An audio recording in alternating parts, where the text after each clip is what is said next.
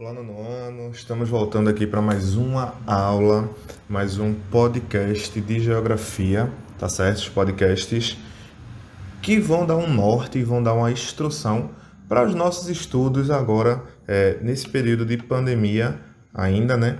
Que a gente está iniciando o conteúdo da terceira unidade e a gente vai começar a falar agora sobre o continente europeu, tá certo? O continente europeu, né? Que a gente entende, que a gente conhece como sendo os principais continentes do planeta, tá? Tanto é que a gente o chama de Velho Mundo, certo? Vamos falar um pouquinho sobre isso. Vamos falar sobre o continente que contém países como Portugal, o nosso colonizador, o país que nos deu o idioma português, a Espanha, o país que fala o idioma que vocês também estudam, né? O espanhol, o país das touradas, a Grécia, o país dos grandes filósofos, onde surgiu a filosofia, outra disciplina que vocês estudam. A Rússia, né, país que teve importante participação em guerras, em conflitos, na Guerra Fria, um rival histórico e ideológico dos Estados Unidos. E a Alemanha, país que tem um grande crescimento econômico dentro do território europeu, é um dos países que mais se destacam. Então vamos falar sobre o continente que foi, digamos, berço da humanidade, o país continente onde surgiu muitos eventos históricos, muitas coisas da história do planeta dentro desse continente, se iniciou nesse continente. Então vamos estudar um pouquinho, vamos mais a fundo dentro do continente europeu. Vamos lá então, a Europa, como todo mundo já conhece, né, um dos continentes berços da civilização, tá? A Europa, ele é um continente pequeno de tamanho. Se a gente for falar de tamanho da Europa, a gente está falando de um continente muito pequeno. Muitos ainda entendem ele como uma península, uma extensão da Ásia, tá bom? Já que no passado, Europa e Ásia, eles, historicamente falando, eles faziam parte do mesmo continente, que era chamado de Eurásia. Então você não tinha uma diferença entre um e outro, você tinha que entender os dois como sendo uma coisa só. Tá? Depois que teve a divisão essa mais por questões culturais, já que a Europa e a Ásia tinham características culturais completamente diferentes, é quando a gente começa a perceber a diferença e a importância que a Europa tem dentro da história, porque já na Antiguidade Clássica ela já tinha essas questões, essas características muito individualizadas para o seu território por completo. Já nos limites, tá bom? O continente europeu ele tem seus limites tanto continentais como limites oceânicos, tá bom? Ele tem o seu limite ao norte com o Oceano Glacial e Mar Mediterrâneo, Mar Negro, tá? E o Mar de Mármara e a cadeia do Cáucaso ao sul, próximo ali do continente africano, ao oeste com o Oceano Atlântico e a leste com os Montes Urais, com o rio Ural, obviamente que está passando por esses montes, e o Mar Cáspio, tá bom? Só por detalhe, os Montes Urais eles ficam em território russo. Um lado do Monte Ural é Ásia, o outro lado fica o continente europeu.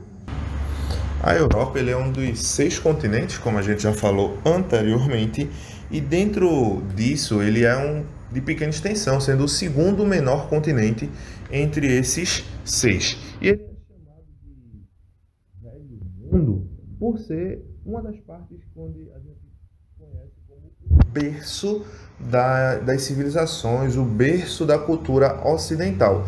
Nessa divisão a gente tem, né, o Velho Mundo fazendo parte a Europa, a Ásia e a África, onde se tem os primeiros relatos históricos do planeta, o Novo Mundo sendo o continente americano e o novíssimo sendo a Oceania. Isso por sequência de descobrimento, sequência de existência de relatos históricos em cada parte desse planeta, em cada um desses continentes, tá certo?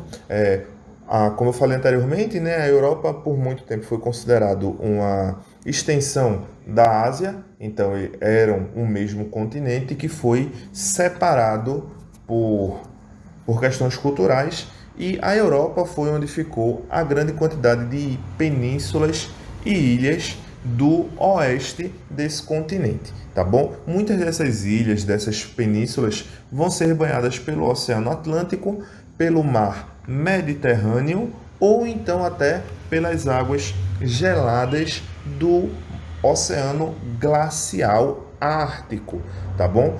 Existe uma diferença muito grande dentro das características naturais da Europa, porque a Europa, mesmo sendo um continente muito pequeno, a sua extensão latitudinal é muito grande, fazendo com que ele esteja próximo dos trópicos, e também tem uma faixa ali perto da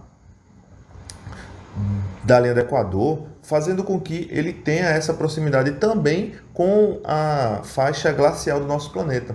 Então a gente vai encontrar dentro do território europeu áreas com clima tropical, 4 estações muito bem definidas, porém algumas outras áreas do território europeu você vai encontrar, certo? Nada mais, nada menos do que um frio extremo. Países como Suécia, Noruega, Finlândia, Islândia são países que sofrem muito com a questão do frio. E é um frio 24 horas por dia, o ano todo, todos os anos. Então é uma região de uma diferença muito grande, baseado no que a gente está acostumado a viver, baseado no que a gente está acostumado a conhecer aqui de Brasil. A Europa é muito diferente. E vai ter outros países como a França, a Espanha, Portugal, a Alemanha, Reino Unido, que são regiões que estão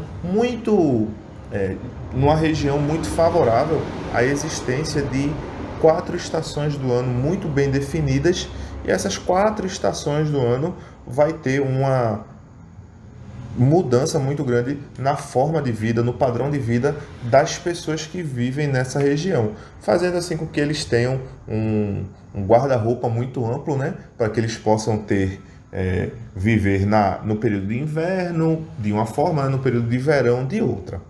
Outro fato interessante dentro do território europeu é a existência do menor país do mundo dentro do território europeu, que no caso vai ser o Vaticano. O Vaticano ele é um país muito pequenininho, ali dentro de Roma, na Itália, certo? Ele vai estar presente dentro do território romano. E o Vaticano, né, que é o país que é representado pela Igreja Católica, tá? A Igreja Católica que domina esse país, e ele conseguiu independência cultural, financeira do território italiano. Ele fazia parte da Itália no passado, mas aí hoje ele tem uma sua independência, tá? O Vaticano, além de ser o menor país do mundo, ele é um país que contém somente 100 habitantes, que são a alta cúpula da Igreja Católica, o Papa, os bispos, os cardeais e alguns seguranças para manter a segurança do local. Ou seja, em resumo, o Vaticano ele é uma igreja imensa que conseguiu a independência pela força que a Igreja Católica tem mundialmente falando, e ele se tornou um país. Não depende economicamente da Itália, não depende economicamente de ninguém, tá bom? Então ele tem ali sua forma de estrutura social, populacional, completamente diferente de todos os outros. Mas existe, tá, também dentro do território europeu, alguns outros países muito pequenininhos, como Liechtenstein, Andorra, Mônaco, que são países muito, muito, muito pequenininhos. Também vai ter outros que vão ter, mesmo que um tamanho reduzido, eles vão ter uma condição econômica muito melhor do que outros países que a gente entende como países ricos. Há o exemplo, por exemplo, de um país chamado Luxemburgo, que muita gente desconhece a existência desse país, mas ele é dominado e regenciado por uma família, a família Luxemburgo, que é riquíssima, riquíssima, riquíssima, controla todo o país, fazendo assim com que esse país tenha um bom desenvolvimento econômico, né, dentro do seu território. Eles controlam, fazendo com que esse país cresça. Mas, falando algumas outras coisas importantes assim sobre o início, para a gente iniciar o continente europeu, é saber que dentro desse continente existiram ações históricas muito marcantes, como Primeira Guerra Mundial, Segunda Guerra Mundial, Revolução Francesa, Revolução Russa, Revolução Industrial que teve início lá. Revolução Industrial, inclusive, foi o primeiro assunto da gente neste ano, tá? Todos esses eventos, eles tiveram início, tiveram um pontapé dentro do território europeu, marcando assim a importância, uma importância muito grande que a gente tem deste continente, tá bom? Vejam só, ficamos por aqui esse podcast inicial, tá bom? E a gente vai ter nossa aula, nosso encontro online daqui a pouco. Anotem suas dúvidas que a gente vai estar se encontrando já já para dar continuidade a este conteúdo. Espero que todo mundo tenha gostado, espero que todos estejam bem, todos estejam com saúde.